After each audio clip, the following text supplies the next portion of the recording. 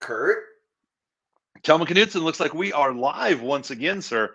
Finally. Live from the news. Yeah, live from the News 7 headline studio. That's not even right. I just wanted to make a news animated voice, news anchor voice, my favorite. It was a good try. It was a good try. It was a good try. Yeah, good try. Good try. So, Telman, we've been talking a lot about AI recently. You've been playing around with it. So, to kick this off, I have a question for you. Yes, and this was not rehearsed at all. Telman, you've been in the online industry for how long again? Dude, it's 2023. I started in 2003. It's 20 solid years. So from that, I remember one of our very first parties, if you can remember, that we had together in San Diego for traffic and conversion. You introduced me to a whole bunch of people, and you're like, "Hey, there's this guy over there. His name's Alex. We used to do these what were they called again? What did you used to do? Teleseminars. Teleseminars, youngin. Right? Teleseminars. Now, quick question: were you promoting with email teleseminars at that time? Is that how it worked? Yeah. Same as webinars, except teleseminars. So like conference calls, like when you were on a budget, when you were just getting started, everybody would use freeconferencecall.com because it was free up to 100 people, and you could do like an hour call or something. And so that's how people would get rolling doing teleseminars. But that was before live streaming. Like all the live streaming we're doing right now didn't even exist. You know? I was just going to say that, like, we've just spent 45 minutes rebooting my computer, having technology issues, but literally people would just pick up their phone, call a free service, and you would just, the reason I asked that question, right, 20 years ago, so 20 years ago, you were obviously writing emails. You're still writing emails today, which I want to talk about in a minute. But 20 years ago, who were you even following, or how did you even know how to write an email? Because email had really just come out. People just barely started. I mean, email had been around since 78, but mainstream, not even really to the late 80s, early 90s. How were you writing marketing emails at that time? Or were you just taking lucky guesses and sending some hypnotic copy out to people? No, I mean, I was studying all the people that came before me, right? Like I even though I've been doing this for 20 years, I was not first generation. Okay. And so like I was probably third generation, maybe even later. Like email's been around for 50 years, dude. Yeah. Yeah. Okay. I was looking at Wikipedia the other day. 50 years. What the heck? So I was paying attention to Mark Joyner, who sold the first ebook online. Yeah. Invented the tracking pixel, as it turns out, right?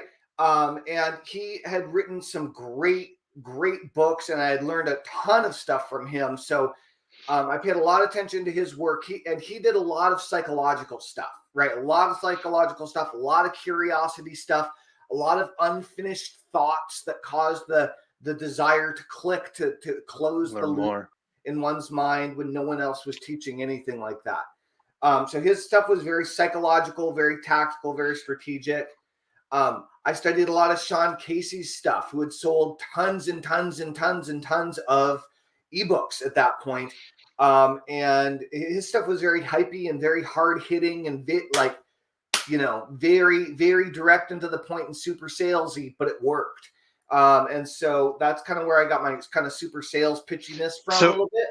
So what I hear you saying is you followed the people before you, right? Yeah. But you were obviously at that time reading a bunch of books, taking a bunch of courses, which I would assume would be tapes and DVDs. Like, you're not logging into an online course and watching a video from these people. Like, you are physically reading and listening to their material. Is that right? Often when you bought a $2,000 home study course, it wasn't a 12-week online group coaching program. It was a $2,000 online or $2,000 home study course that was DVDs and CDs and often printed transcripts of all of those DVDs and CDs. And often the CDs were recordings of teleseminars. Yeah. That were done like 90-minute calls, training calls that were done a teleseminar series to fill. And so, going through physical courses, soaking them up, learning, meeting people at seminars, buying their stuff, reading it. But yeah, I mean, I studied under a bunch of the other marketing gurus and paid attention to what they did, and then put my own spin on it, So if we go back into history for just a second, I don't know why I'm just always fascinated with marketing history, and a lot of these guys. I mean, you were someone who I remember many years ago got married on Richard Branson's island. Wasn't he like your best man or something like that back in the day? Right? Yeah. Oh, he was the ring bearer. A ring bearer. Yeah. That's right. Yeah. You got a great story. So a trip down memory lane, back then, you would do these teleseminars. People would call into these phone lines. You would order a $2,000 course. Oh, quick question here. Yeah. The $2,000 course, how would you give someone your money to buy the $2,000 course? 20 years ago, could you swipe a credit card online, or did you have to mail a check to get your $2,000 home study course? I wasn't in the mailing the check days. That was before my time. Okay. So before my time as a direct response marketer, right? Okay. So yeah, we'd send people to a link, and it would be like, go to workwithtellman.com, and it would redirect to an order form, and they would fill out the order form, and it would get processed much like it does today. Stripe wasn't around. Everybody had different payment processors, but yeah, go through an Infusionsoft, form, something like that. So back in the day, you would just to go through the steps, you would call into a teleseminar. Someone would record the teleseminar. Someone would probably edit the teleseminar, and stuff like that. And then, of course, you had to make it into DVDs, which you packaged it up, try to figure out how to receive payment. And then once you receive payment, you would send out the DVDs, which I know that printing DVDs is not 100% accurate. So sometimes there are blank DVDs. Oh my God. You have your workbooks. So let's fast forward now 20 years.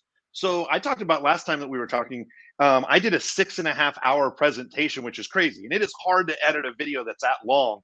But within 48 hours with AI, I cut 45 videos from that 6.5-hour training.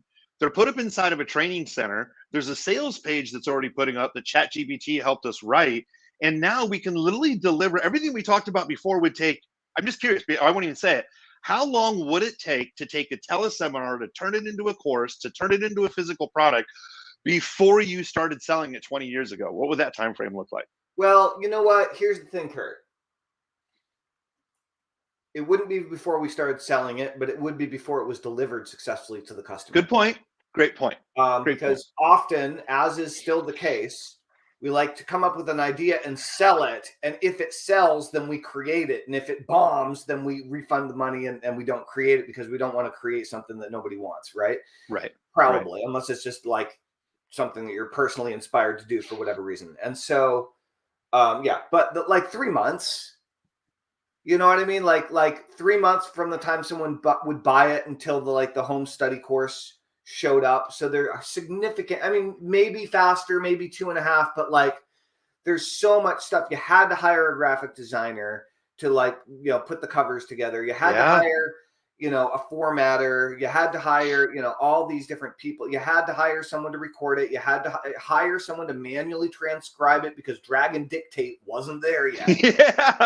Yeah. Right. So it's interesting because, like I said, I did that 6.5-hour training, used AI to cut all the videos down, transcribed all the videos, put it all into a workbook.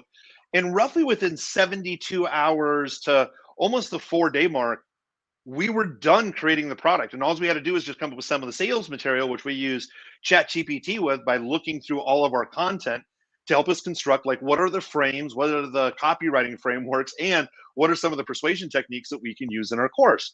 So let's fast forward 20 years. So now, Tellman, you're using AI to write some of your emails. What's the big difference between what you know now versus what you know then on how you use ChatGPT? Because it wasn't obviously around 20 years ago. What are you using that tool for today? Okay. So it's going to keep changing, I think. And I was resistant to it. And I was like, all right, I'm going to try this thing and see what I can get. And so I want to read this thing that we created together yesterday. Yeah. Okay. And because this illustrates my point. So I went and I did this on a whim. This is not a marketing piece. Okay. I just did this for fun. And that's why it works. So I went into ChatGPT and I was like, look, go out and analyze all of Dr. Seuss's poems and short stories. I want you to write a unique Dr. Seuss poem, indistinguishable from Dr. Seuss, but not a copy or a ripoff or a knockoff of something that he's already written. Make it new and unique, but completely following his style. And holy smokes, I was laughing so hard. Are you ready? Please. Okay, here it goes. In a world of whimsy and wacky delight, where rhymes dance and dreams take flight, let me conjure a tale, fresh and bright, in the spirit of Seuss, with all my might. In a realm where creatures grin and giggle, and trees talk, and even rivers wiggle, there lived a curious, cuddly chap with a hat of stripes and a joyful clap. His name was Flim Flam, a friendly fellow, with a nose that wiggled like bright jello. He skipped through meadows tall and green, tickling flowers. Oh, what a scene! Flim Flam's friends were quite peculiar, too. There was Snufflebum, with a nose like a screw, and Twinkle Toes, who danced with the breeze, with ribbons and socks up to his knees. One sunny day they embarked on a quest to find the fabled treasure chest, hidden deep in the Enchanted Wood, where magic whispers as it should. They followed a trail of candy cane crumbs through valleys of laughter and joyful hums. Giggling gnomes led the way with cheer as they hopped and skipped without a fear. But lo and behold, a tricky challenge arose, a riddle from a wise old rose. To reach the chest and claim your prize, you must solve this riddle, no telling lies. Flim Flam scratched his furry chin. His eyes sparkled, ready to begin. What has roots that touch the sky, yet no branches wave as years fly by? His friends pondered, their faces perplexed, until Snufflebum giggled and stretched. "It's a mountain!" he cried with glee, "and the answer to this riddle, you see." The Enchanted Wood applauded with delight as the treasure chest emerged shining bright. Flim Flam and his friends opened it with glee and found dreams and wonders as far as the eyes could see. With their hearts full of joy and treasure in hand, they skipped back home across the land, leaving behind trails of laughter and mirth, spreading the magic of Seussian worth. So in honor of Dr. Seuss's legacy profound, a new tale is born with whimsy unbound, where characters dance and dreams take flight in a world of wonders, day or night. So I have a couple questions with this. This is really, really, really good. So we talked about actually in our last episode is a lot of people who just get used to filling in the blanks. They're not going to be around anymore. You asked a really creative question, because what I love how your brain works is you love cartoon characters, you love mascots. So if you were to write what you just gave me 20 years ago, how long do you think it would take for you to create that? Or would you even be able to create that much detail from what you just read that ChatGPT did for you over the weekend? I'm not that good of a rhyming poet. That was amazing. Most of the rhyming poetry emails that have been written that have come from me or my company, I did not write those. I often hire writers who have better vocabulary than I do and better mastery of words. It would have taken me at least all day, and it probably wouldn't have been as good. Honestly. Unless I was like practicing writing Dr. Seuss poems every day for like a year or something. And then I'd probably be pretty good. But like, you got to do the push-ups, right? That was good. No, I mean, it's just, I just believe that creativity is going to be able to be enhanced. You asked a really good, really unique question and got a really, really good output. So when we first started doing this, even off camera, 3 or 4 episodes ago, you were really apprehensive with AI overall in general. You're asking some really good questions to it. Is your mind changing at all? Are you excited about it? What's the Tellman brain after 20 years in marketing think after playing with this for just a little bit? Dude, I'm so torn. So right? I am absolutely certain, okay, that we are all being assimilated. All right. This is the dark side of AI, and it absolutely exists. And it's so like ignore it at your own peril. Okay. It doesn't mean that AI is only dark. All right. But there is a dark side to it, which is like, holy smokes. I wrote this awesome thing that just, it was like, I love to read it. Like I even take pride in reading it, even though I didn't write it. Okay. And like, I'm like, I read it as if it's my presentation. Like the guys that built ChatGPT are the people who should be taking credit, not me. And so the degree to which it's so powerful, but like we are going to get so reliant and so complacent, and it's going to replace so many of our skills. Totally agree. If we allow it to. And so that's it can become an enormous crutch, and to the point where, like we talked about with calculators the last time we live streamed, like absolutely did the same thing. Yeah. Nobody does math in their head anymore unless you're like a supersonic mathematician. You probably still don't do it in your head, right? And I think the same is going to happen with writing. I mean, it's not like nobody will do it anymore, but it will become a skill. But here's the thing. I asked ChatGPT to write a biography of me. Okay. And they wrote a mostly correct, but some completely fabricated alternate reality details. Now, just to be clear, you have a unique name, so it's not like John Smith, where there's lots of people out there. Once you say Tellman, most people know what you're talking about. Just to be clear, did you ask ChatGPT to say, hey, do you know Tellman Knudson, and write a bio? Or did you give it a long bio and say, hey, write a bio like this? What was the prompt that you did to help write your bio? Ooh, I could tell you maybe. Well, so for example, while you're looking this up, I had my bio recently written by ChatGPT. So I had a mutual friend of ours, Alex Catoni, many years ago, write me a bio before I went on stage. So I took her bio that she wrote for me, put it inside ChatGPT, added some new things that I have, and I said, hey, look at this format, because I found this blog like on Medium that I really liked, and write my bio very similar to see the bio on this page.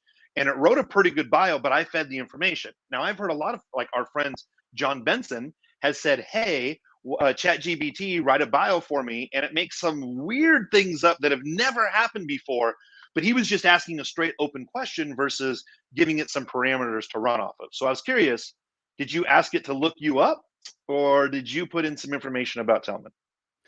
I put write a biography. I'm not finding the page where I prompted, so, but I said it was fairly short. It was write a biography about Tellman Knudson. And it was mostly right, but like it gave a different college that I went to, and my birthday was different. And it said I had started a podcast that one of my colleagues started. Right, I've seen that. Gave me credit for it, so it was interesting. So that's the dark side. Okay, is that we can become very reliant on this incredible tool. The upside is that, like, I did write an email with ChatGPT wrote an email that I asked it to write that got a 50% increase over my average daily email broadcast for clicks, and it generated sales for the product that I was selling at an increased rate for the day. That was let's talk about that. What did you do differently in that email that you used with ChatGPT? Did you say analyze an old email to come up with a new one? Here's our new offer, the persona we're going after. I have my prompts to do this, but I'm curious, what were the prompts that you did to create that email that have just really just rocked it for you? Geez, so I've been looking back on this, but I'm trying to get you the really good one here, so that I can tell you. But like, first of all, what I found, I did some this morning that I think are gonna rock, but I haven't tested them yet. Where I fed ChatGPT 3 winning emails, all from the same mascot that we already created, and said, write a 4th, 5th, and 6th email like this, in this style, in this tone, from this character, using the same style, subject lines, and emotional hooks. And like, it wrote some stuff, and I was like, cool, make it more sci-fi. And then it made it really cool, but the reading level was too high. So like, it's just like, it's like we have this massive like sculpture telescope, and we just like all these lenses. That's a good way to say it. Until we get things into focus, you know.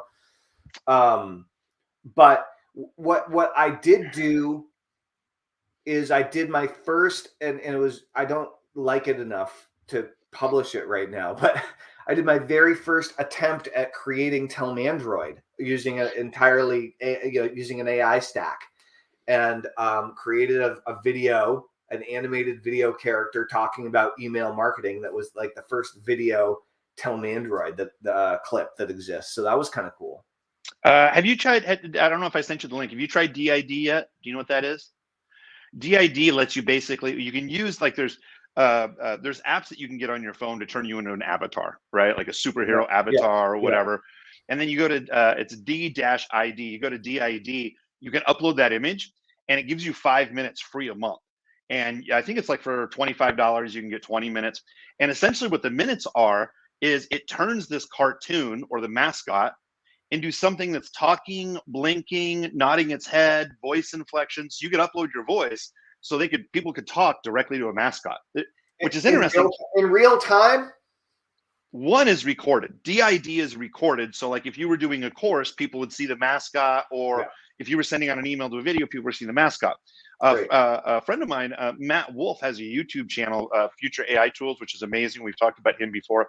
He just recently posted a video showing how game animators now are able, he has a video that's been seen, Matt has a video that's been seen on Twitter, over 5 million views at this point.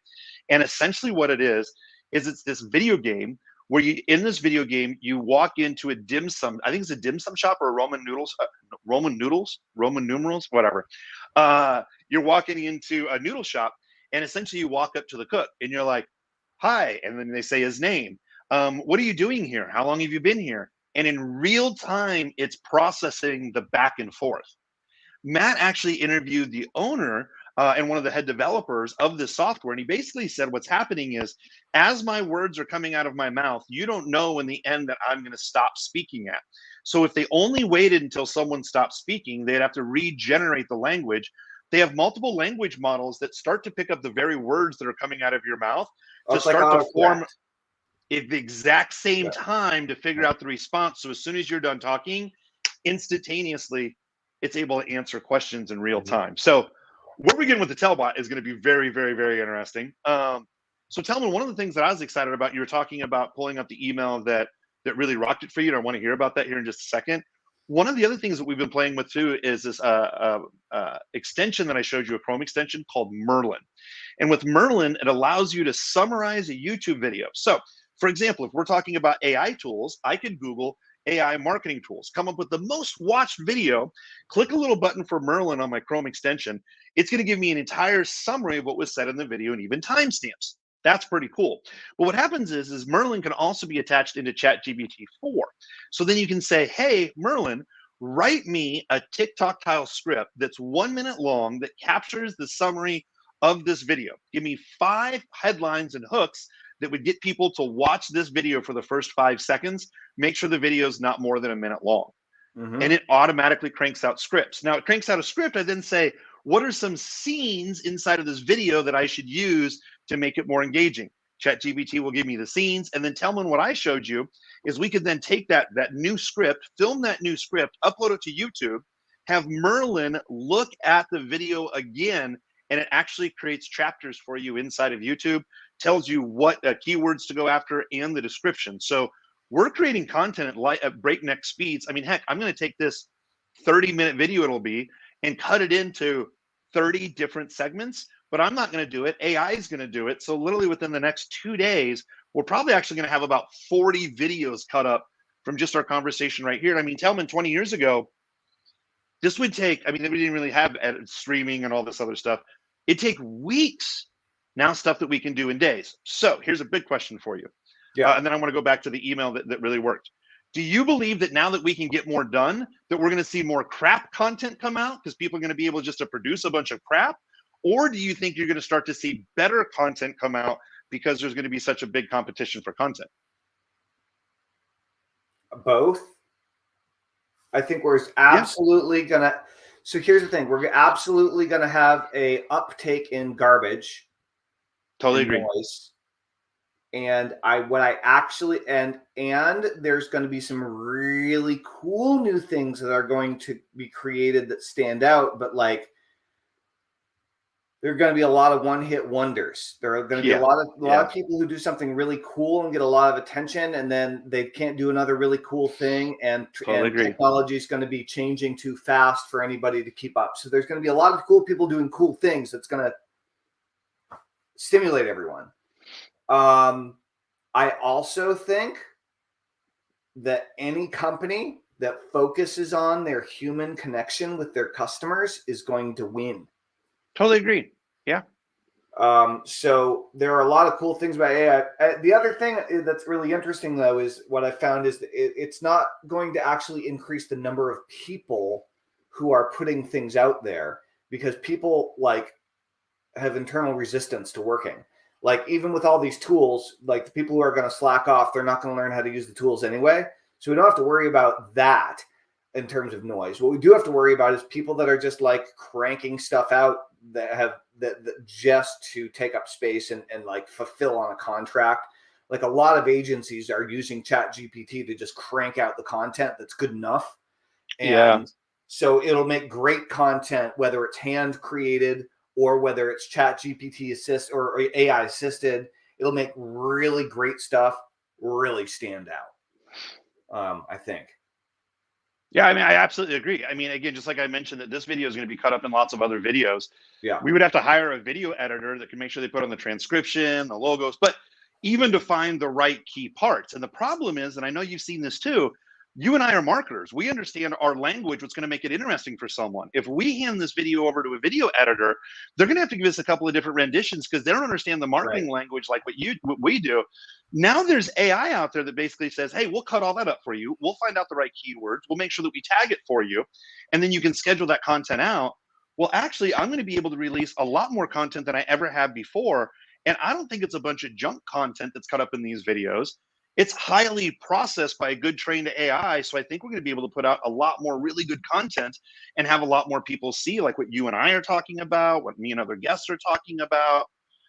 I think creative people are going to do great. I think the process and procedure people, I think it's going to be really tough, but there's going to be a lot of opportunities for everyone, in my opinion.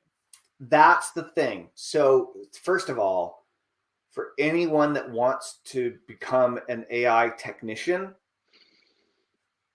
huge opportunity. Like, get good at using all the interfaces, get practiced, get skilled, and you, for at least the next 5 years, maybe longer, you will be in extremely high demand by all the people who are intimidated by learning new technology, which most people, I don't know, maybe not most people, a lot of people, that's changing these days, but a lot of people are very intimidated by learning new technology.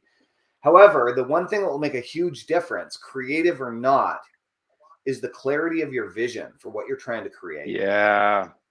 Because we have the same problem as entrepreneurs with our employees and or our freelancers that are human and are trying to translate what's in our head into the world using their unique skill, whether they're coding our website or whether they're, transcribing our teleseminars or, whatever the case may be, doing our graphic design for us, customer support, writing our copy, driving traffic, creating ads, all this kind of stuff. Is if we don't know what we want and what we're trying to create, we can tell AI to do it all day long, and it's never going to give us what we want because we don't even know. Well, right? It's funny you say this. There's a Facebook meme that I saw, and it was some technical expert. We may have even talked about this on one of our very first calls, but it's just like, is AI going to replace all of us? Well, I know you know this back in the day. Remember designing websites for like other clients? Most people didn't know the hue color of blue that they wanted or what the logo looked like or what the page, they just couldn't make up their mind. So us as marketers needed to come forth and basically say, instead of, hey, Mr. or Mrs. Website client, what do you want? You come through and say, here's a couple of different options for you. And that's what I see that we can do a lot better with like AI is we just have a lot more options that we can present to people. Is it good? Is it bad? Well, we get to sort through all that from the human aspect of saying, hey, we do and don't like this. But I just think we have the ability to produce a lot of content. And if we look it over, we have the ability to choose on what's good and what's not, and what we want to publish versus, I know this, you know this as well too. There's going to be a lot of people out there that are just publishing a whole lot of crap because they're like, content's king. I'm just going to make a mess of the internet. And Google fights against that, right? Microsoft fights against that. They try to figure out what is the most relevant. So yeah, that's called spam, right? I mean, it's basically spam in different mediums, which is interesting because on one point, and then I want to kind of wrap up this call, but it's just kind of an interesting point here real quick, Telman. So you've been in this marketing game for a while. I've been in this marketing game for a while. We have a lot of friends who are content marketing experts at building out blogs and writing a lot of this long form content on websites. Well, now when you have like Microsoft right now and Google's looking into it to summarize content, you know, like when you Google a question right now on Google, the answer comes up right there. It doesn't even show the website. There's a link to it, but it shows you the answer without clicking to the website. I'm really curious. Have you thought about what do you think is going to happen to some of our friends who are content creators who rely on SEO and website traffic when right now AI is going to summarize up all this content? There's no need to go to, and I'm just making this up, a hypnosis website to read through the 12 different blogs that you created years ago. AI is going to summarize it up. So do you think some of our friends who are content creators, old school blogs are going to go away? Or do you think there's still going to be a lot of room for people to have their own blogs, their own content that doesn't get outside the noise, if that makes sense? I think that mediums of creative expression rise and fall. The newspaper rose and fell, radio rose and fell, teleseminars rose and fell. It's kind of interesting. BuzzFeed, for example, perfect example. BuzzFeed 4 years ago was crushing it during the pandemic with their listicles, meaning like the top 10 of this. BuzzFeed filed for bankruptcy. Right. So did Vice. You're 100% right. You're 100% right. Direct mail rose and fell. And now it's on a rise again. Well, that's the whole thing is it rose and fell and stabilized, and that doesn't mean it's done or it can't do it profitably. But like in terms of its pervasiveness and accessibility and its trendiness, you know, when everybody jumps on something just because it's trendy and it seems to be working. I mean, the deal is when everybody jumps on something and because it's trendy and it seems to be working, eventually it's not going to work anymore. Yeah. That's the deal, because it becomes the standard. It no longer becomes interesting, unique. There's no novel. There's nothing special. So sure, SEO may very well like completely go away as we know it, and writing blogs could be a total waste of time, possibly. I mean, but there will always be networks, even as AI rises, there will always be networks of humans resisting. You know, resisting the plague of the artificial intelligence that's, you know, assimilating us all. But there will totally be human resistance, right?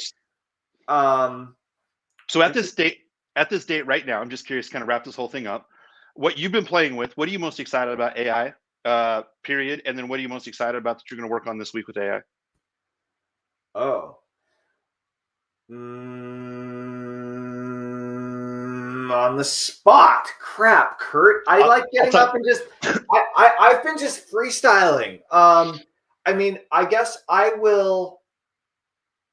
I'm working on continuing to refine the voices of our mascots so that ChatGPT can create emails that do as good or better as something that I would write. And so I'm writing emails with ChatGPT to outdo myself, and that's kind of where my head's at.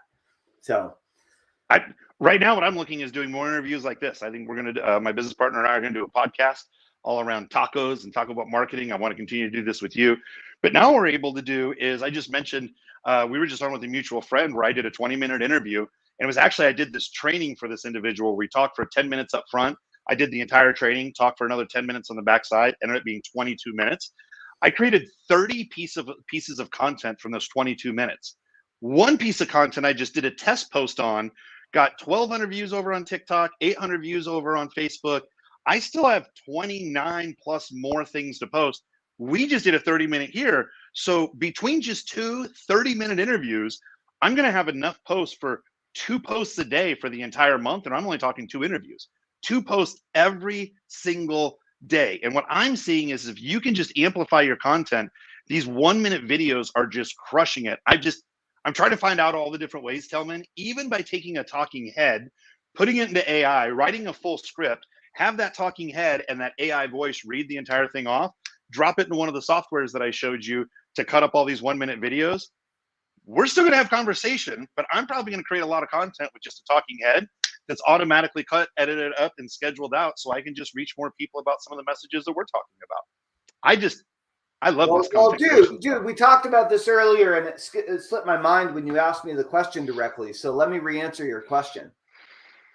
The real answer is shout out to Eric Oliver. And so here's why. So we just launched, there's not even a sales letter, okay? We just launched getshitdone.com.